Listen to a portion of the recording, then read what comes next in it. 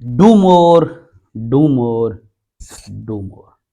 ये ऐसा फिक्र है कि शायद जब से मैं पैदा हुआ हूं मैं ये सेंटेंस सुनता आ रहा हूं, कभी अमेरिका की तरफ से, कभी आईएमएफ की तरफ से, और ऐसे तमाम मुल्क की तरफ से, खासतौर पे अमेरिका जो है ना, ये मुआहदा में इस तरह की बातें, वर्ल्ड बैंक हो गया, आईएमएफ हो गया, अमेरिका हो गया, do more, do more, do more.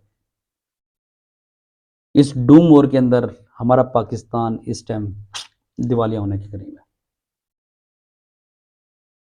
और ये डू मोर शायद कभी खत्म भी नहीं होगा, आगे भी खत्म नहीं, क्योंकि हम इनके गुलाम हैं, हम कर्जे के बोझ में दबे हुए हैं।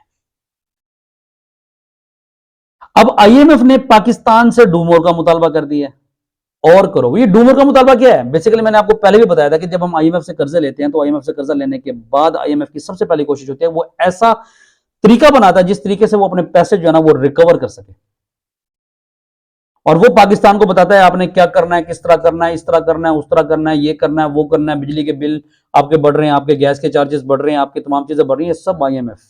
उसके रीजन क्या है? आईएमएफ के पैसे हमने पूरे करके देने हैं उन्हें। अब उन्होंने पाकिस्तानी अवाम से, पाकिस्तानी गवर्नमेंट से डू मोर का मुतालबा कर दिया, और डू मोर के अंदर क्या है कि उन्होंने भारी टैक्सेस पाकिस्तान की गरीब अवाम के ऊपर लगाने हैं।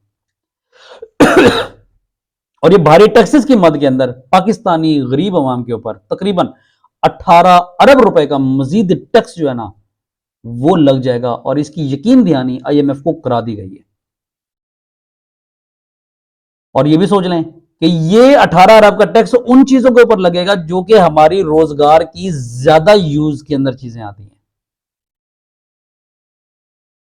हम पाकिस्तानी महंगाई के और बोझ में दबने वाले हैं, सॉरी। अब ये हुआ क्या है? उन्होंने चीनी, टेक्सटाइल समेत अशिया पर अवाम पर मजीद टैक्स वसूल किए जाएंगे। टैक्स आमदन में, अब आमदन जो टैक्स की आमदन है वो कम हुई है, मुमकिन है शॉर्टफॉल की सूरत में हंगामी प्लान आईएमएफ के हवाले कर दिया गया। हुकूमत ने अवाम पर हर माह 18 अरब रुपए का मजीद टैक्स लगाने का आईएमएफ को यकीन जो है ना वो दिला दिया, और प्लान पर अमल दरामद से 18 अरब 5 माह में 90 अरब रुपए जो आमदन है वो मुतवक्की है। ये जो 18 अरब मैंने आपको बताया ये माहाना जो है ना वो होगा, तो 5 महीने के अंदर कितनी इनकम होगी? 90 अरब रुपए। सोचें, और ये क्या, 5 रुपया। अब चीनी आपकी पहले महंगी है, 5 रुपए फी किलो एफईडी फेडरल एक्साइज जो ड्यूटी है वो आयद करने की तजवीज दे दी गई है शुगर के ऊपर।